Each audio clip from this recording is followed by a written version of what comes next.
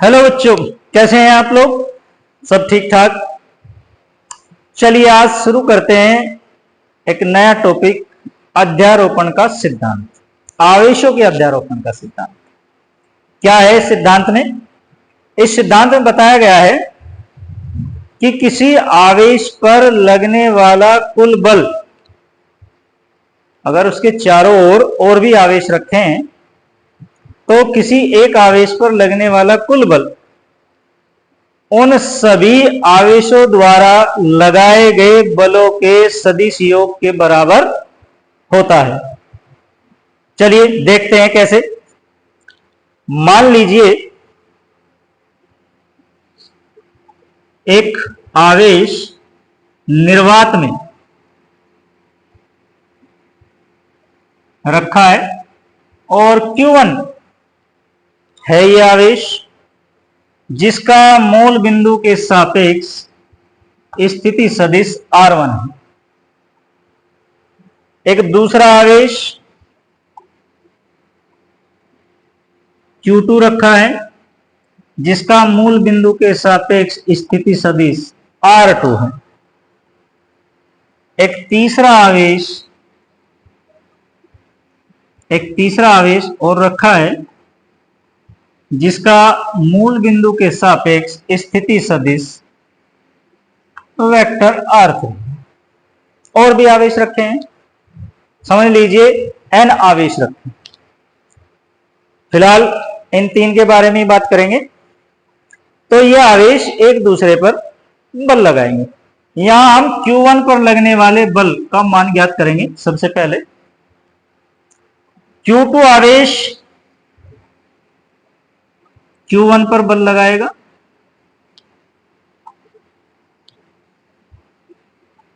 क्योंकि समान प्रकृति के आवेश हैं तो प्रतिकर्षण बल लगाएगा, जाहिर सी बात है। और इस बल का नाम क्या होगा? F12।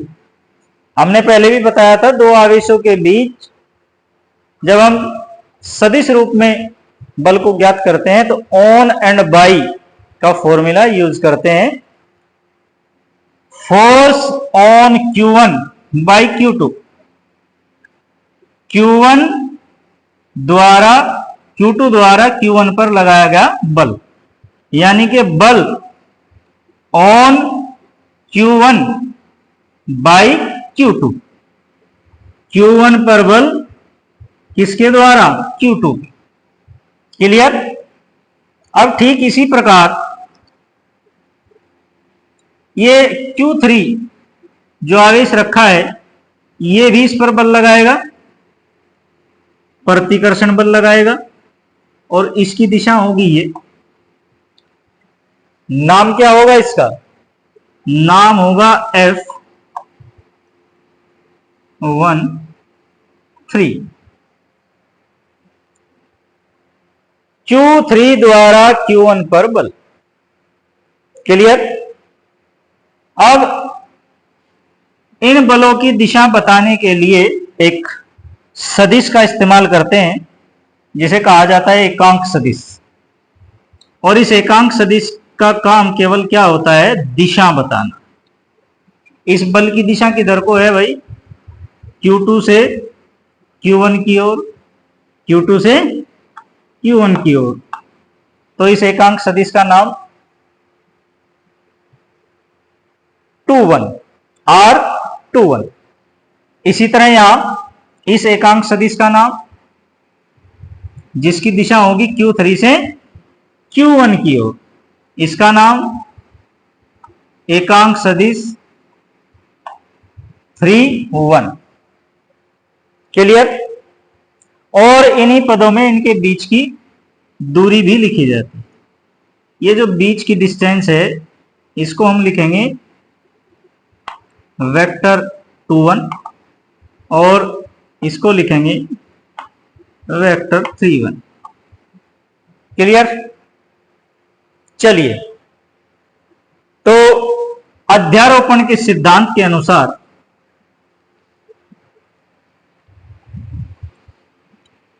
Q1 पर परिणामी बल, आवेश Q1 पर परिणामी बल।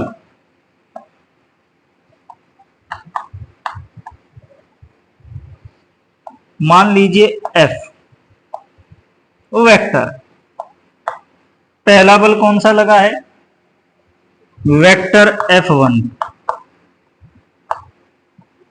दूसरा वेक्टर 1,3, अगर एक तीसरा भी आवेश हो तो वेक्टर 1,4 प्लस,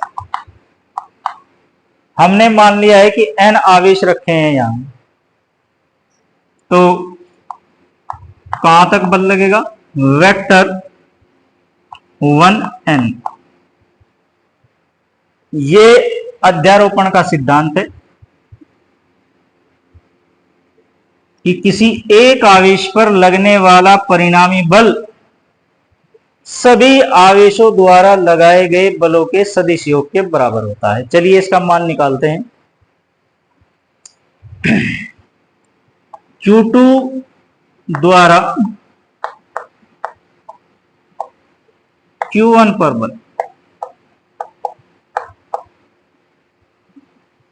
बल का नाम F12, और आप जानते हैं कूलाम के नियम अनुसार बल होगा 4 pi epsilon not into Q1 Q2 upon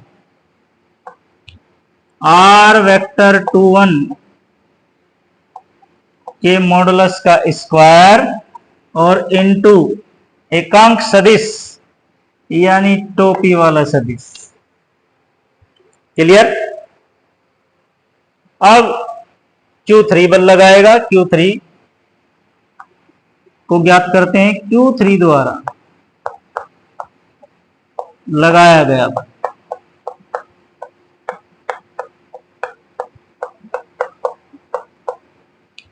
कितना होगा, F13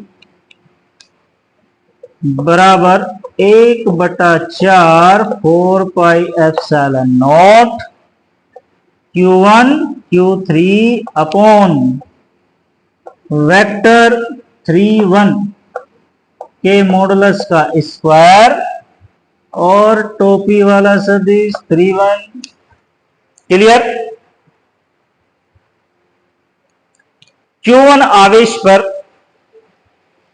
Q2 ने बल लगाया ये, Q3 ने लगाया ये, Q4 भी इसी तरह लगाएगा, Q5 लगाएगा। हमने ये मान लिया है कि n आवेश रखे थे। आप इसे एक बार नोट कर लें, हम इसको साफ करेंगे। चलिए अब देखते हैं Qn आवेश द्वारा, अब देखते हैं Qn आवेश द्वारा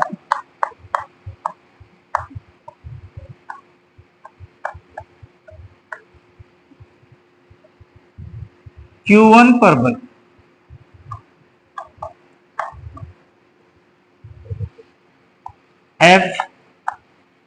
F1n वेक्टर बराबर 1/4 pi epsilon not into Q1 into Qn और अपॉन वेक्टर n1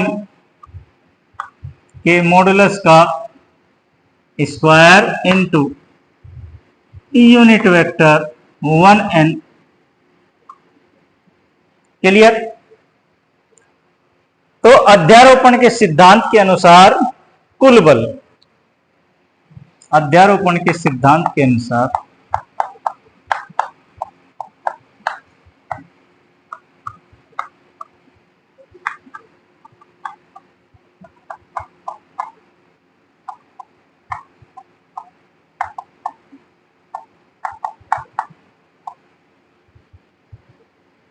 Q1 पर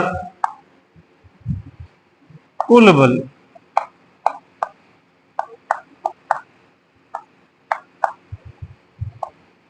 वेक्टर F बराबर vector F12 vector F13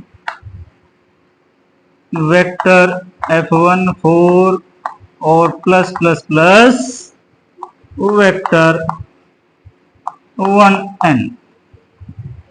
clear?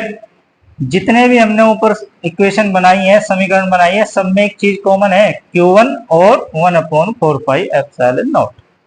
इसको ऐड कर देते हैं, जोड़ देते हैं। कॉमन क्या आया?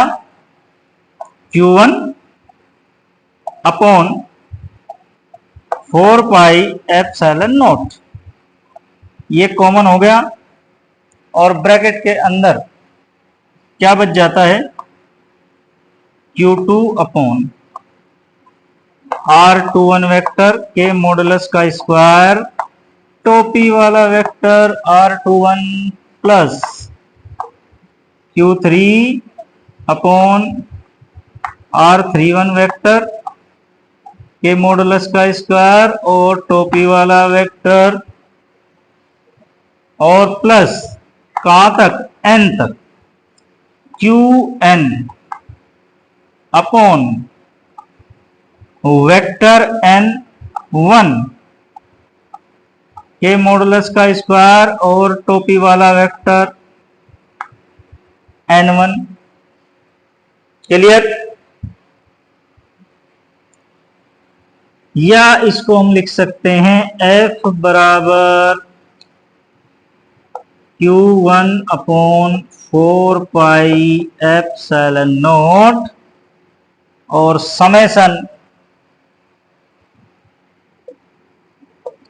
I बराबर 2 से n तक,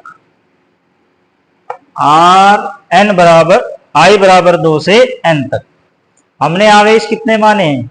n आवेश, जिनकी संख्या है 1 2 3 4 5 6 7 8 और n तक। पहले आवेश पर बल, तो पहला आवेश तो बाहर हो गया, तो दूसरे ने लगाया, तीसरे ने लगाया, चौथे ने लगाया, पांचवें ने लगाया, सबका समेशन, सबका योग। तो यहां क्या लिखें? QI अपॉन इन सब के लिए RI1 के मॉडुलस का स्क्वायर और टोपी वाला vector I1। This is the total force on Q1 due to all charges. सभी आवेशों के कारण Q1 पर लगने वाला कुल बल ये होगा। यही अध्यारोपण का सिद्धांत है। जहां तक समझता हूं क्लियर हो गया होगा। आप लोग इसे नोट कर सकते हैं। अगर वीडियो आपको अच्छी लगी तो इसे लाइक और शेयर जरूर कर दीजिएगा। चलिए मिलते हैं अगली वीडियो में।